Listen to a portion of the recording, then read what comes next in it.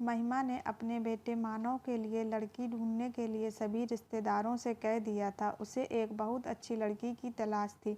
वह अपने पति रमन से इसी बात की चर्चा करती कि जब दुल्हन इस घर में आएगी तो घर कितना खुशहाल हो जाएगा। मानव से भी बार बार पूछती कि बेटा तुम्हें कैसी लड़की चाहिए, पर मानव हंसकर टाल देता था। क्या मम्मी, अभी कहाँ, मुझे अभी बहुत कुछ करना है। उम्मीद नहीं थी कि मानव फ़ोन पर अपनी पसंद की लड़की को चुनकर उसके सामने रिश्ते का प्रस्ताव ले आएगा। महिमा के लिए ये एक बहुत बड़ा धक्का था। शाम को 2 कप चाय के साथ महिमा अपने पति के पास बालकनी में बैठ गई। रमन ने पूछा, क्या हुआ महिमा, आज चीनी डालना भूल गई चाय में? अच्छा। महिमा का ध्यान विचारों से हटकर चाय की तरफ गया। मैंने ध्यान ही नहीं दिया, अभी लाती हूँ। महिमा चाय के लिए चीनी लेकर आई और चम्मच से कप में घुमाकर मिलाती जा रही थी। पता नहीं कैसी होगी मानव की पसंद, हमसे घुलेगी मिलेगी कि नहीं, मन ही मन उधेड़ बुन में लगी थी। रमन ने कहा, बड़ी चुप चुप हो, क्या बात है? नहीं, ऐसा कुछ नहीं है। आज सुबह मानव का फ़ोन आया था। उसने बताया कि माँ, आपको लड़की देखने की ज़रूरत नहीं है, मैंने लड़की पसंद कर ली है। महिमा के पति को जब उसने मानव से हुई बातचीत के बारे में बताया तो वो पूछने लगे कि अच्छा, कौन है लड़की, कहाँ से है, क्या करती है, कुछ पूछा नहीं तुमने? महिमा ने जवाब दिया, नहीं, मैंने सोचा मिलकर बात करेंगे, कल आ रहा है। अगले दिन मानव की पसंद का नाश्ता और खाना बनाकर फुर्सत से जैसे ही बैठी तभी मानव आ पहुंचा।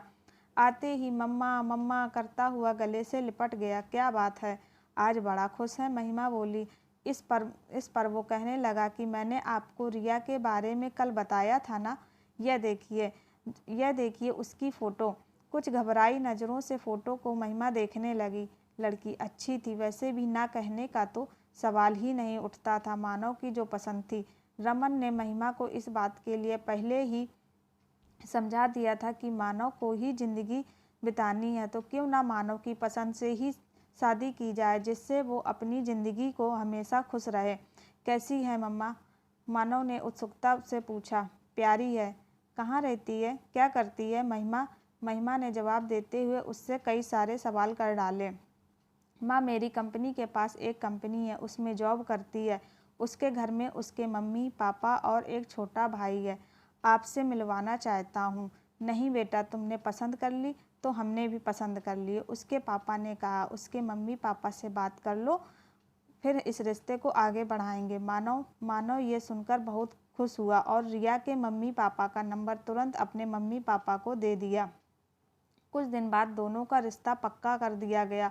रिया सांवले रंग रूप की थी, हाँ, पर आंखें जरूर बड़ी थी। लेकिन उसे देखकर महिमा को लगा कि मैं तो इससे अच्छी लड़की ढूंढकर लाती। गोरी चिट्टी, पर मन महसूस कर रह गई। सगाई धूमधाम से हुई, शादी भी हो गई, पर महिमा को चिंता थी कि कोई मेहमान बहू के सांवले रंग पर ना कुछ बोल दे। लेकिन उसने देखा रिया के चेहरे पर एक मुस्कान रहती थी। दुल्हन थी रिया, पर फिर भी सबका ध्यान रख रही थी। अब आपने पानी लिया, कुछ खाया? सब रिश्तेदार तारीफ करते नहीं थक रहे थे, पर रिया ज़्यादा बोलती नहीं थी। शायद उसकी आदत ही ऐसी थी, कम बोलना।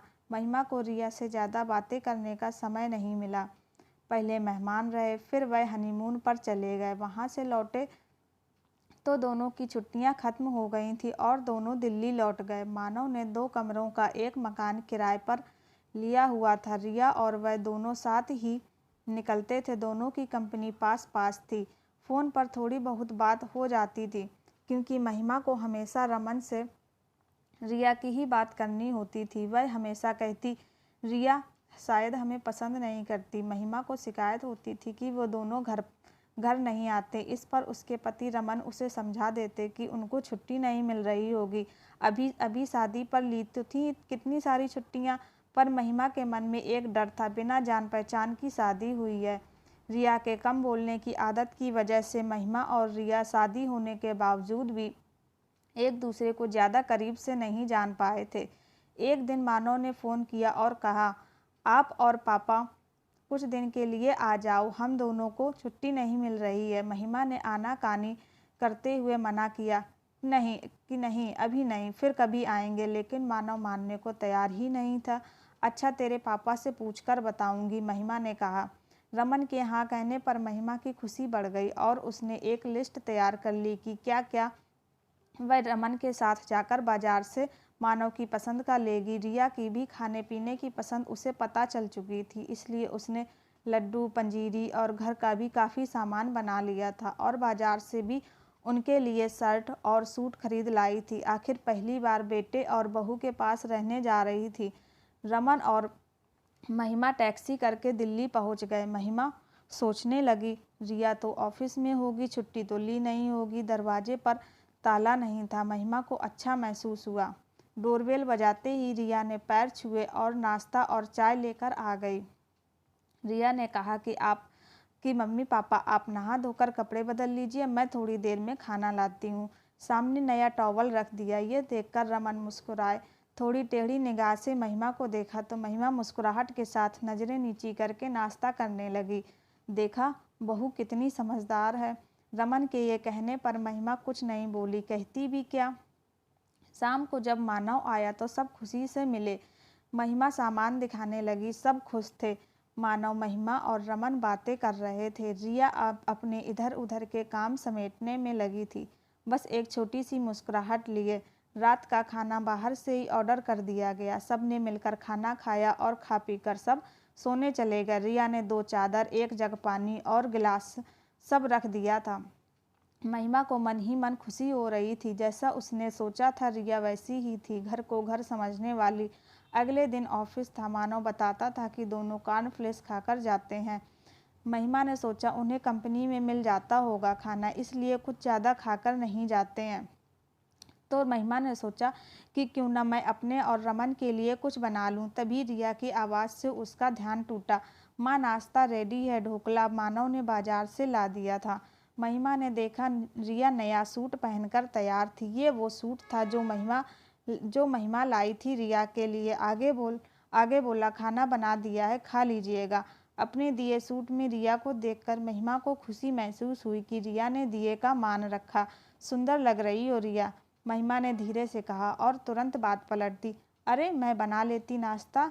रिया ने कहा, नहीं माँ, आप क्यों काम करेंगे, अच्छा चलते हैं, कहकर गले लगकर ऑफिस के लिए निकल गई। महिमा ने रिया की आंखें पढ़ ली थी कि बिजी होने पर भी छोटी छोटी बातों का ध्यान रख रही थी रिया।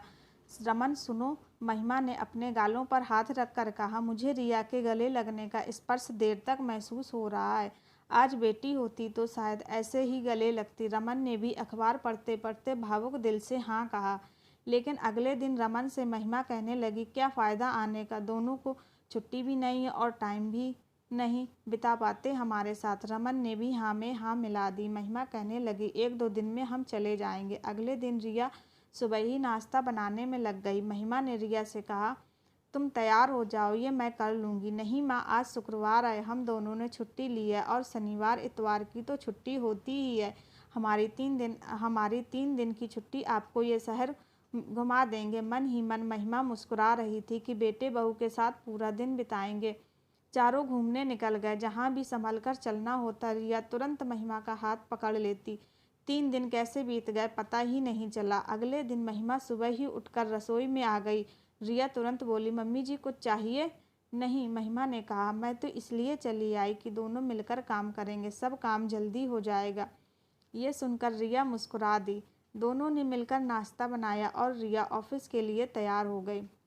मानव और रिया चले गए। महिमा रमन से रिया की तारीफ किए जा रही थी और रमन मुस्कुरा रहे थे। तुम वही हो जो रिया के लिए इतना डरी बैठी थी, महिमा धीरे से मुस्कुरा दी थी। शाम को मानव और रिया ऑफिस से आए। खाना खाते समय रमन ने कहा, मानव, हम कल जाने की सोच रहे हैं। मानव ने कहा, अभी तो कुछ और दिन रुक जाते, अभी तो खूब मन लग रहा था। आप अकेला तो महसूस नहीं कर रहे? नहीं मानव बेटा, तुम्हारी मम्मी साथ है ना, तो दिन आराम से कट जाता है। कभी टीवी देख लेते हैं और कभी अखबार पढ़ लेते हैं। ऐसे में समय का पता ही नहीं चलता। मानव ने कहा, तो फिर क्यों जाना है? खाना खाने के बाद बर्तन समेटकर रिया कमरे में आकर बोली, मम्मी जी, शाम को ऑफिस से आकर बहुत अकेलापन लगेगा। आप दोनों के आने से रौनक हो गई है, थोड़े दिन और रुक जाइए ना। या मैं तो कहती हूँ कि आप हमारे साथ ही रहिए। वैसे भी अब पापा जी रिटायर हो गए हैं और कोई काम नहीं है। आप दोनों का ध्यान हम पास रहकर ज़्यादा अच्छे से रख पाएंगे। जो रिया बोलती नहीं थी वह आज बड़ी बड़ी बातें कर रही थी। रमन और महिमा एक दूसरे को देखकर मुस्कुरा रहे थे। महिमा ने रिया के पास आकर उसका हाथ अपने हाथों में ले लिया और कहने लगी कि कितना ध्यान रखती हो तुम हम सबका। मानो बड़ा किस्मत वाला है जो हमें एक अच्छी बहू मिली। इतनी अच्छी तो मैं भी ढूंढकर नहीं ला पाती। ये सुनकर रिया महिमा के गले लग गई और बोली, मम्मी जी मैं भी बहुत किस्मत वाली हूँ जो ऐसा परिवार मिला। पर प्यार और अपनेपन की वजह से दिल की बात दिल तक पहुँच गई थी, क्योंकि प्यार और अपनेपन से रिया ने महिमा का दिल जीत लिया था।